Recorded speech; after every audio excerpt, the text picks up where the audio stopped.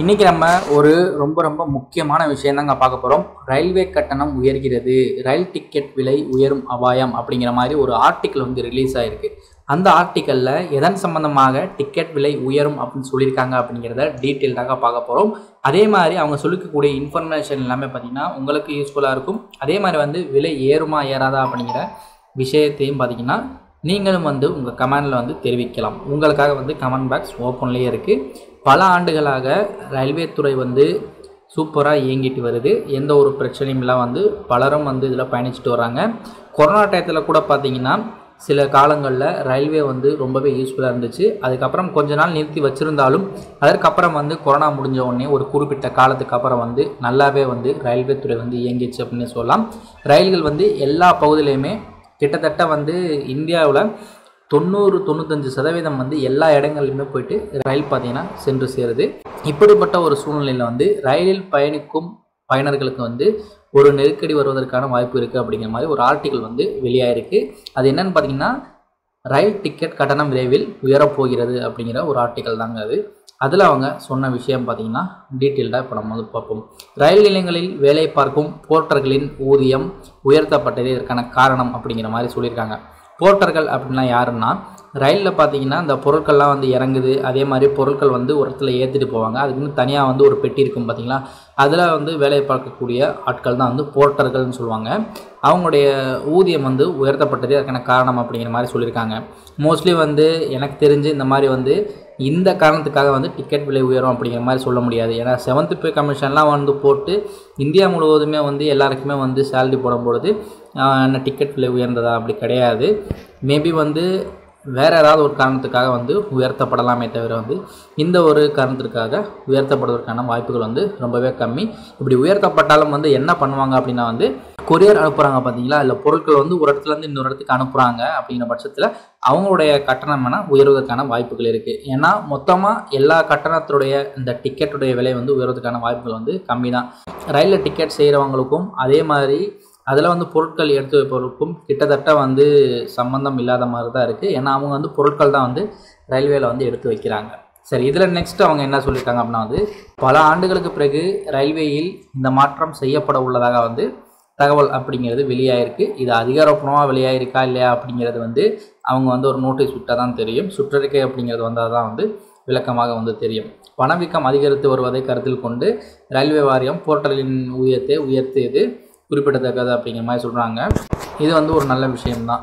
ஏன்னா அவர்களும் வந்து ரயில்வே ஊழியர்கள் தான், அவங்களுக்கு வந்து சம்பள உயர்வு பண்ண வேண்டியது கட்டாயம் பண்ணியிருக்காங்க. ஒரு நல்ல விஷயம். நெக்ஸ்ட்டு வந்து ரயில்வே வாரியத்தின் மூலம் ரயில்வே ஊழியர்களை போன்ற வசதிகள் போர்ட்டர்களுக்கும் வழங்கப்படுகிறது. சுமார் 5 ஆண்டுகளுக்கு பிறகு செல்லும் போர்ட்டர்களின் ஊதியத்தை ரயில்வே வாரியம் உயர்த்தியுள்ளது. அதே மாதிரி ரயில்வே வாரியத்தின் உத்தரவின்படி வந்து இந்தியாவில் 68 பிரிவுகளிலும் புதிய கட்டணம் அமல்படுத்தப்படும் என்று தெரிவிக்கப்பட்டுள்ளது அப்படிங்கிற மாதிரி சொல்லியிருக்காங்க. இது வந்து பயண கட்டணம் வந்து இன்க்ரீஸ் ஆகுமா அல்லது கொரியர் கட்டணம் இன்க்ரீஸ் ஆகுமா அப்படிங்கிறத அவங்க வந்து சொல்லலை. புதிய கட்டணம் அமலுக்கு வருகிறது அப்படின்னு தான் வந்து சொல்லியிருக்காங்க. போர்ட்டர்களின் புதிய ஊதிய விகிதம் வெளியிடப்பட்டுள்ளது. அதன்படி 40 கிலோவுக்கு மேல் எடையுள்ள லக்கேஜ்களுக்கு பயணிகள் 340 ரூபாய் செலுத்த வேண்டும். ஆல்ரெடி நான் சொன்னேன் பார்த்தீங்களா, இந்த கட்டணம் அப்படிங்கிறது வந்து நீங்கள் பொருட்கள் அந்த எடுத்துகிட்டு போகிறீங்க பார்த்தீங்களா, அது இல்லைன்னா நீங்கள் பொருட்கள் அனுப்புகிறீங்க பார்த்தீங்களா, அதனுடைய எடையை பொறுத்து தான் வந்து ரேட் இன்க்ரீஸ் ஆகிருக்கே தவிர வந்து ரயிலில் பயணிக்கக்கூடிய பேசஞ்சருடைய டிக்கெட்டுடைய கட்டணம் வந்து உயரவில்லை. பலரும் வந்து தப்பாக புரிஞ்சுருக்காங்க. கண்டிப்பாக அதை ஷேர் பண்ணி நீங்கள் வந்து புரிய வைங்க. நிறைய பேர் இதற்காக வந்து கமெண்ட் போட ஆரம்பிச்சிருவாங்க, ஸ்டேட்டஸ் போட ஆரம்பிச்சிருவாங்க. எந்த கட்டணம் உயர்ந்திருக்கு அப்படின்னா வந்து லக்கேஜ்கள் எடுத்து செல்லக்கூடிய அந்த கட்டணம் தான் வந்து உயர்ந்திருக்கு. அதே மாதிரி வந்து முன்னதாக 250 ரூபா இருந்துச்சு, தற்பொழுது 340 ரூபாய் பார்த்திங்கன்னா உயர்த்திருக்காங்க. அதே சமயம் வந்து நோய்வாய்ப்பட்ட நபரை ஸ்ட்ரக்சரில் ஏற்றி செல்லும் சுமை தாங்கும் தொழிலாளிக்கு புதிய ஊதியம் வந்து நியமிச்சிருக்காங்க. 270 ரூபாய் வந்து உயர்த்தியிருக்காங்க. முன்பு 200 ரூபாய் இருந்துச்சு. நெக்ஸ்ட்டு வந்து 4 சக்கர நாற்காலியில் முதியவர் அல்லது நோய்வாய்ப்பட்டவர்களை ஏற்றி செல்லும் போர்ட்டர்களின் ஊதியத்திலிருந்து மாற்றம் செய்யப்பட்டு புதிய கட்டணத்தின்படி வந்து 130 ரூபாய்க்கு பதிலாக 180 ரூபா வந்து செலுத்த வேண்டும்னு சொல்லியிருக்காங்க. போர்ட்டர்களின் ஊதியத்தில் செய்யப்பட்டுள்ள இந்த மாற்றம் அனைத்து ரயில் நிலையங்களுக்கும் பொருந்தாது அப்படிங்கிறதையும் சொல்லிட்டாங்க. பார்த்தீங்கன்னா இது வந்து ஒரு குறிப்பிட்ட ரயில் நிலையத்துக்கு மட்டும் தான் பொருந்தும்.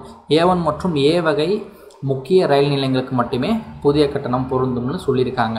எல்லா ரயில் நிலையங்களுக்கும் இது பொருந்தாது. அதே சமயம் வந்து சிறிய ரயில் நிலையங்களில் உள்ள போர்ட்டர்களின் ஊதியம் வழக்கம் போலவே இருக்கும்னு சொல்லியிருக்காங்க. இது வந்து உயர்ந்தது A1 மற்றும் A வகை முக்கிய ரயில் நிலையங்களுக்கு மட்டுமே வந்து தற்பொழுது வந்து உயர்த்தப்பட்டிருக்கு. கூடிய விரைவில் வந்து உயர்த்தப்படுறதுக்கான வாய்ப்புகளும் வந்து மற்ற சிறிய ரயில் நிலையங்களுக்கு இருக்குது. தற்பொழுது வந்து A1 மற்றும் A வகை முதல் ரயில் நிலையங்களுக்கு மட்டும் உயர்த்தியிருக்காங்க. இந்த இன்ஃபர்மேஷனை கண்டிப்பாக எல்லாருக்கும் ஷேர் பண்ணிக்கோங்க. நீங்கள் வந்து உங்களுடைய ஃபேமிலியோடு நீங்கள் ரயிலில் பயணிக்கும் பொழுது இந்த மாதிரி லக்கேஜ் கொண்டு போகிறீங்கன்னா இந்த மாதிரி கட்டணம் நீங்கள் செலுத்த வேண்டியிருக்கும். அல்லது முதியவர்களோ இல்லை நோய்வாய்ப்பட்டவர்களோ பயணம் பண்ணுறீங்க அப்படின்னா அவங்களும் வந்து இந்த சுமை கட்டணமாக வந்து இந்த கட்டணம் செலுத்த வேண்டியிருக்கும். ரயில்வே வாரியத்தால் போர்ட்டர்களுக்கு மற்ற வசதிகள் வந்து வழங்குகிறாங்க. ஆயுஷ்மான் பாரத் யோஜனா திட்டத்தின் கீழ் வந்து போர்ட்டர்களின் மற்றும் அவர்களது குடும்ப உறுப்பினர்கள் மருத்துவமனையில் இலவச சிகிச்சை வந்து பெறலாம்.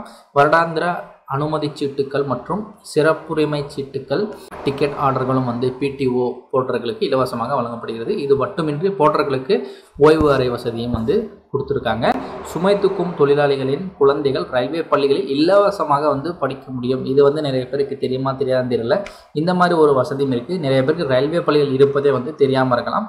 பட் இந்த இடத்துல பார்த்தீங்கன்னா ரயில்வே பள்ளியில் இலவசமாக படிப்பதற்கான வாய்ப்புகளும் அவங்க கொடுக்குறாங்க. இது தவிர வந்து ரயில்வே வாரியம் மூலம் போர்ட்டர்களுக்கு ஆடைகளும் வழங்கப்படுகிறது. இது போன்ற நிறைய வசதிகள் வந்து இவங்களுக்கு வந்து இருக்குது.